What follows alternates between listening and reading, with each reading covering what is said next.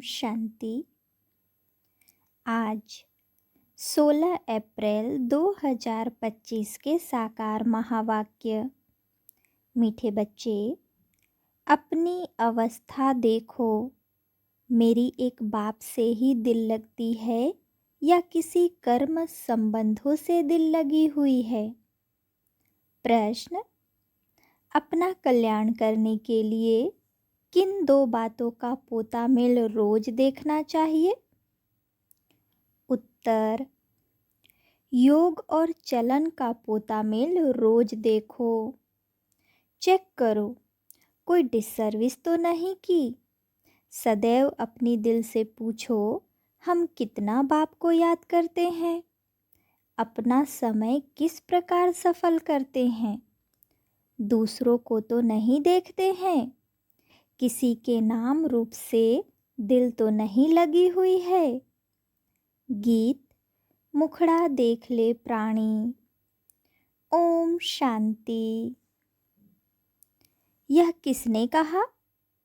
बेहद के बाप ने कहा, हे आत्माएं। प्राणी माना आत्मा। कहते हैं ना, आत्मा निकल गई यानी प्राण निकल गए। अब बाप सम्मुख बैठ समझाते हैं, हे आत्माएं, याद करो, सिर्फ इस जन्म को नहीं देखना है, परंतु जब से तुम तमो प्रधान बने हो तो सीढ़ी नीचे उतरते पतित बने हो तो जरूर पाप किए होंगे। अब समझ की बात है, कितना जन्म जन्मांतर का पाप सिर पर रहा हुआ है। यह कैसे पता पड़े? अपने को देखना है, हमारा योग कितना लगता है। बाप के साथ जितना योग अच्छा लगेगा उतना विकर्म विनाश होंगे। बाबा ने कहा है, मेरे को याद करो तो गारंटी है तुम्हारे विकर्म विनाश होंगे। अपनी दिल अंदर हर एक देखे हमारा बाप के साथ कितना योग रहता है। जितना हम योग लगाएंगे पवित्र बनेंगे, पाप कटते जाएंगे, योग बढ़ता जाएगा। पवित्र नहीं बनेंगे तो योग भी लगेगा नहीं। ऐसे भी कई हैं जो सारे दिन में 15 मिनट भी याद में नहीं रहते हैं।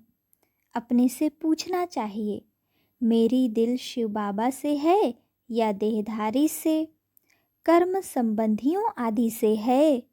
माया तूफान में तो बच्चों को ही लाएगी ना। खुद भी समझ सकते हैं मेरी अवस्था कैसी है।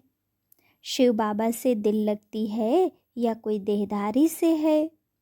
कर्म संबंधियों आदि से है तो समझना चाहिए हमारे विकर्म बहुत हैं जो माया खड्डे में डाल देती है। स्टूडेंट अंदर में समझ सकते हैं हम पास होंगे या नहीं, अच्छी रीति पढ़ते हैं या नहीं, नंबरवार तो होते हैं ना। आत्मा को अपना कल्याण करना है। बाप डायरेक्शन देते हैं, अगर तुम पुण्य आत्मा बन ऊंच पद पाना चाहते हो तो उसमें पवित्रता है फर्स्ट। आए भी पवित्र, फिर जाना भी पवित्र बनकर है। पतित कभी ऊंच पद पा न सके।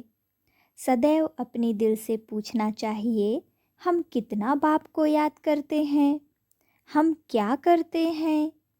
यह तो ज़रूर है पिछाड़ी में बैठे हुए स्टूडेंट की दिल खाती है। पुरुषार्थ करते हैं ऊंच पद पाने के लिए, परंतु चलन भी चाहिए ना। बाप को याद कर अपने सिर से पापों का बोझा उतारना है। पापों का बोझा सिवाय याद के हम उतार ही नहीं सकते। तो कितना बाप के साथ योग होना चाहिए। ऊंचते ऊंच बाप आकर कहते हैं, मुझ बाप को याद करो तो विकर्म विनाश होंगे।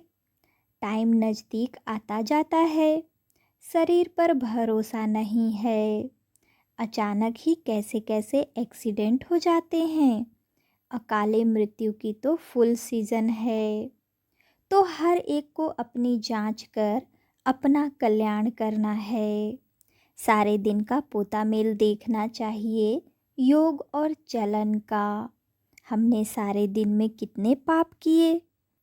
मनसा वाचा में पहले आते हैं, फिर कर्मणा में आते हैं। अब बच्चों को राइटियस बुद्धि मिली है कि हमको अच्छे काम करने हैं। किसको धोखा तो नहीं दिया, फालतू झूठ तो नहीं बोला, डिससर्विस तो नहीं की। कोई किसी के नाम रूप में फंसते हैं तो यज्ञ पिता की निंदा कराते हैं। बाप कहते हैं किसको भी दुख न दो, एक बाप की याद में रहो। यह बहुत ज़बरदस्त फिक्रात मिली हुई है। अगर हम याद में नहीं रह सकते हैं तो क्या गति होगी। इस समय गफलत में रहेंगे तो पिछाड़ी में बहुत पछताना पड़ेगा। यह भी समझते हैं जो हल्का पद पाने वाले हैं वह हल्का पद ही पाएंगे। बुद्धि से समझ सकते हैं हमको क्या करना है। सबको यही मंत्र देना है कि बाप को याद करो। लक्ष्य तो बच्चों को मिला है, इन बातों को दुनिया वाले समझ नहीं सकते। पहली पहली मुख्य बात है ही बाप को याद करने की। रचयिता और रचना की नॉलेज तो मिल गई, रोज रोज कोई ना कोई नई नई पॉइंट्स भी समझाने के लिए दी जाती है। जैसे विराट रूप का चित्र है, इस पर भी तुम समझा सकते हो कैसे वर्णों में आते हैं। यह भी सीढ़ी के बाजू में रखने का चित्र है। सारा दिन बुद्धि में यही चिंतन रहे कि कैसे किसको समझाऊं। सर्विस करने से भी बाप की याद रहेगी। बाप की याद से ही वे कर्म विनाश होंगे। अपना भी कल्याण करना है। बाप ने समझाया है तुम्हारे पर 63 जन्मों के पाप हैं। पाप करते करते सतो प्रधान से तमो प्रधान बन पड़े हो। अब मेरा बनकर फिर कोई पाप कर्म नहीं करो।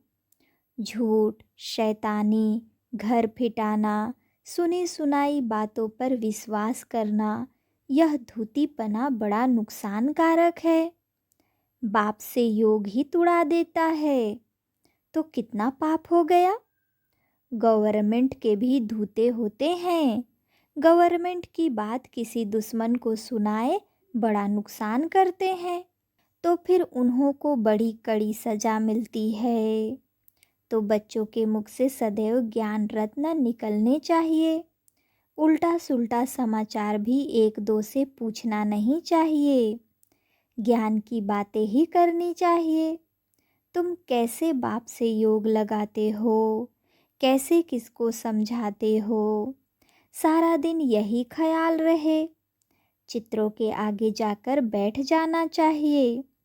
तुम्हारी बुद्धि में तो नॉलेज है ना। भक्ति मार्ग में तो अनेक प्रकार के चित्रों को पूजते रहते हैं, जानते कुछ भी नहीं। ब्लाइंड फेथ, आइडियल वर्शिप, मूर्ति पूजा, इन बातों में भारत मशहूर है। अभी तुम यह बातें समझाने में कितनी मेहनत करते हो। प्रदर्शनी में कितने मनुष्य आते हैं, भिन्न भिन्न प्रकार के होते हैं। कोई तो समझते हैं यह देखने समझने योग्य है, देख लेंगे, फिर सेंटर पर कभी नहीं जाते। दिन प्रतिदिन दुनिया की हालत भी खराब होती जाती है। झगड़े बहुत हैं। विलायत में क्या क्या हो रहा है बात मत पूछो। कितने मनुष्य मरते हैं। तमो प्रधान दुनिया है ना। भल कहते हैं बॉम्ब्स नहीं बनाने चाहिए, परंतु वह कहते तुम्हारे पास ढेर रखे हैं तो फिर हम क्यों न बनाएं। नहीं तो गुलाम होकर रहना पड़े। जो कुछ मत निकलती है विनाश के लिए, विनाश तो होना ही है। कहते हैं शंकर प्रेरक है, परंतु इसमें प्रेरणा आदि की तो बात नहीं। हम तो ड्रामा पर खड़े हैं। माया बड़ी तेज है, हमारे बच्चों को भी विकारों में गिरा देती है। कितना समझाया जाता है कि देह के साथ प्रीत मत रखो, नाम रूप में मत फंसो, परंतु माया भी तमो प्रधान ऐसी है, देह में फंसा देती है, एकदम नाक से पकड़ लेती है, पता नहीं पड़ता है। बाप कितना समझाते हैं, श्रीमत पर चलो, परंतु चलते नहीं। रावण की मत झट बुद्धि में आ जाती है, रावण जेल से छोड़ता नहीं। बाप कहते हैं अपने को आत्मा समझो, बाप को याद करो, बस अब तो हम गए। आधा कल्प के रोग से हम छूटते हैं, वहाँ तो है ही निरोगी काया, यहाँ तो कितने रोगी हैं। यह रौरव नरक है ना। भल वो लोग गरुड़ पुराण पढ़ते हैं, परंतु पढ़ने अथवा सुनने वालों को समझ कुछ भी नहीं है। बाबा खुद कहते हैं आगे भक्ति का कितना नशा था, भक्ति से भगवान मिलेगा यह सुनकर खुश हो भक्ति करते रहते थे। पतित बनते हैं तब तो पुकारते हैं हे पतित पावन आओ। भक्ति करते हो यह तो अच्छा है, फिर भगवान को याद क्यों करते। समझते हैं भगवान आकर भक्ति का फल देंगे, क्या फल देंगे वह किसको पता नहीं। बाप कहते हैं गीता पढ़ने वालों को ही समझाना चाहिए, वही हमारे धर्म के हैं। पहली मुख्य बात ही है गीता में भगवान वाच। अब गीता का भगवान कौन? भगवान का तो परिचय चाहिए ना। तुमको पता पड़ गया है आत्मा क्या है, परमात्मा क्या है। मनुष्य ज्ञान की बातों से कितना डरते हैं, भक्ति कितनी अच्छी लगती है, ज्ञान से 3 कोस दूर भागते हैं। अरे पावन बनना तो अच्छा है, अब पावन दुनिया की स्थापना, पतित दुनिया का विनाश होना है, परंतु बिल्कुल सुनते नहीं। बाप का डायरेक्शन है हियर नो एविल, माया फिर कहती है हियर नो बाबा की बातें। माया का डायरेक्शन है शिव बाबा का ज्ञान मत सुनो। ऐसा जोर से माया चमाट मारती है जो बुद्धि में ठहरता नहीं, बाप को याद कर ही नहीं सकते। मित्र संबंधी देहधारी याद आ जाते हैं, बाबा की आज्ञा नहीं मानते। बाप कहते हैं मामेकम याद करो, और फिर ना फरमान बरदार बन कहते हैं हमको फलाने की याद आती है। याद आएगी तो गिर पड़ेंगे, इन बातों से तो नफरत आनी चाहिए। यह बिल्कुल ही छीछी दुनिया है, हमारे लिए तो नया स्वर्ग स्थापन हो रहा है। तुम बच्चों को बाप का और सृष्टि चक्र का परिचय मिला है तो उस पढ़ाई में ही लग जाना चाहिए। बाप कहते हैं अपने अंदर को देखो, नारद का भी मिसाल है ना। तो बाप भी कहते हैं अपने को देखो, हम बाप को याद करते हैं, याद से ही पाप भस्म होंगे। कोई भी हालत में याद शिव बाबा को करना है और कोई से लव नहीं रखना है। अंत में शिव बाबा की याद हो तब प्राण तन से निकले। शिव बाबा की याद हो और स्वदर्शन चक्र का ज्ञान हो। स्वदर्शन चक्रधारी कौन है यह भी किसको पता थोड़े ही है। ब्राह्मणों को भी यह नॉलेज किसने दी। ब्राह्मणों को यह स्वदर्शन चक्रधारी कौन बनाते हैं? परमपिता परमात्मा बिंदी। तो क्या वह भी स्वदर्शन चक्रधारी हैं? हाँ, पहले तो वह हैं, नहीं तो हम ब्राह्मणों को कौन बनाए। सारी रचना के आदि मध्य अंत का नॉलेज उसमें है।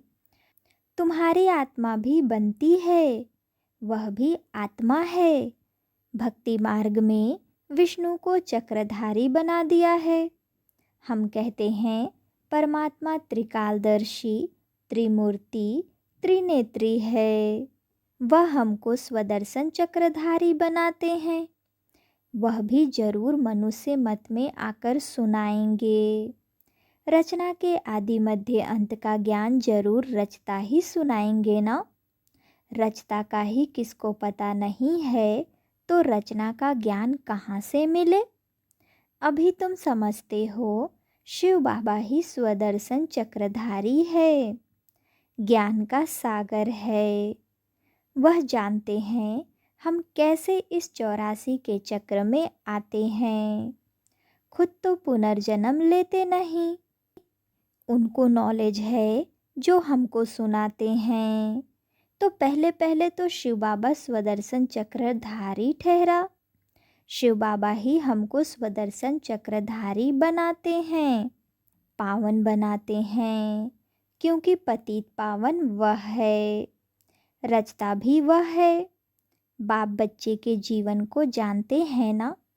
शिव बाबा ब्रह्मा द्वारा स्थापना करते हैं, करण करावन हार है ना। तुम भी सीखो, सिखलाओ। बाप पढ़ाते हैं, फिर कहते हैं औरों को भी पढ़ाओ। तो शिव बाबा ही तुमको स्वदर्शन चक्रधारी बनाते हैं। कहते हैं मुझे सृष्टि चक्र का नॉलेज है, तब तो सुनाता हूँ। तो 84 जन्म कैसे लेते हो, यह 84 जन्मों की कहानी बुद्धि में रहनी चाहिए। यह बुद्धि में रहे तो भी चक्रवर्ती राजा बन सकते हैं। यह है ज्ञान। बाकी योग से ही पाप कटते हैं। सारे दिन का पोता मेल निकालो, याद ही नहीं करेंगे तो पोता मेल भी क्या निकालेंगे। सारे दिन में क्या क्या किया यह तो याद रहता है ना। ऐसे भी मनुष्य हैं, अपना पोता मेल निकालते हैं, कितने शास्त्र पढ़े, कितना पुण्य किया। तुम तो कहेंगे कितना समय याद किया, कितना खुशी में आकर बाप का परिचय दिया। बाप द्वारा जो पॉइंट्स मिली है उसका घड़ी घड़ी मंथन करो। जो ज्ञान मिला है उसे बुद्धि में याद रखो। रोज मुरली पढ़ो, वह भी बहुत अच्छा है। मुरली में जो पॉइंट्स है उनको घड़ी घड़ी मंथन करना चाहिए। यहाँ रहने वालों से भी बाहर विलायत में रहने वाले जास्ती याद में रहते हैं। कितनी बांधेलियाँ हैं, बाबा को कभी देखा भी नहीं है, याद कितना करती हैं। नशा चढ़ा रहता है, घर बैठे साक्षात्कार होता है या अनायास सुनते सुनते निश्चय हो जाता है। तो बाप कहते हैं अंदर में अपनी जांच करते रहो कि हम कितना ऊंच पद पाएंगे, हमारी चलन कैसी है। कोई खान पान की लालच तो नहीं है, कोई आदत नहीं रहनी चाहिए। मूल बात है अव्यभिचारी याद में रहना। दिल से पूछो हम किसको याद करता हूँ, कितना समय दूसरों को याद करता हूँ। नॉलेज भी धारण करनी है, पाप भी काटने हैं। कोई कोई ने ऐसे पाप किए हैं जो बात मत पूछो। भगवान कहते हैं यह करो, परंतु कह देते हैं परवश हैं, अर्थात माया के वश हैं। अच्छा, माया के वश ही रहो।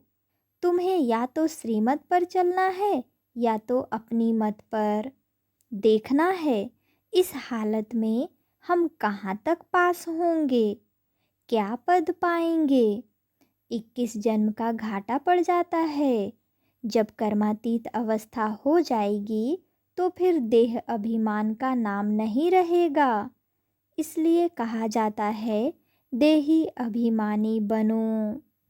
अच्छा, मीठे मीठे सिकिलधे बच्चों प्रति माता पिता बाप दादा का याद प्यार और गुड मॉर्निंग। रूहानी बाप की रूहानी बच्चों को नमस्ते। धारणा के लिए मुख्य सार। पहली पॉइंट, कोई भी कर्तव्य ऐसा नहीं करना है जिससे यज्ञ पिता की निंदा हो। बाप द्वारा जो राइटियस बुद्धि मिली है, उस बुद्धि से अच्छे कर्म करने हैं, किसी को भी दुख नहीं देना है। दूसरी पॉइंट, एक दो से उल्टा सुल्टा समाचार नहीं पूछना है, आपस में ज्ञान की ही बातें करनी है। झूठ, शैतानी, घर फिटाने वाली बातें, यह सब छोड़ मुख से सदैव रत्न निकालने हैं। इविल बातें न सुननी है न सुनानी है। वरदान, 5 विकार रूपी दुश्मन को परिवर्तित कर सहयोगी बनाने वाले माया जीत जगत जीत भव। विजयी दुश्मन का रूप परिवर्तन जरूर करता है, तो आप विकारों रूपी दुश्मन को परिवर्तित कर सहयोगी स्वरूप बना दो, जिससे वे सदा आपको सलाम करते रहेंगे।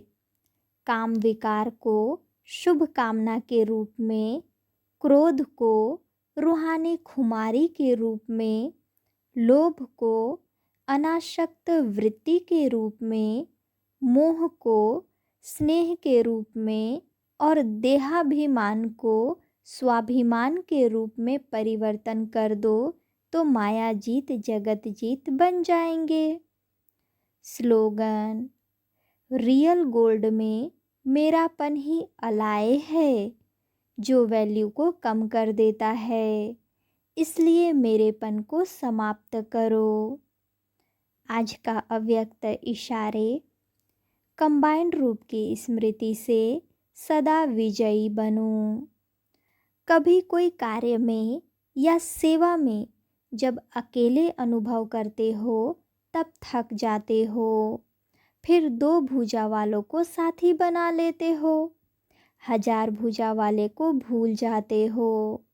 जब 1000 भुजा वाला अपना परम धाम घर छोड़कर आपको साथ देने के लिए आया है, तो उसे अपने साथ कंबाइंड क्यों नहीं रखते। सदा बुद्धि से कंबाइंड रहो तो सहयोग मिलता रहेगा।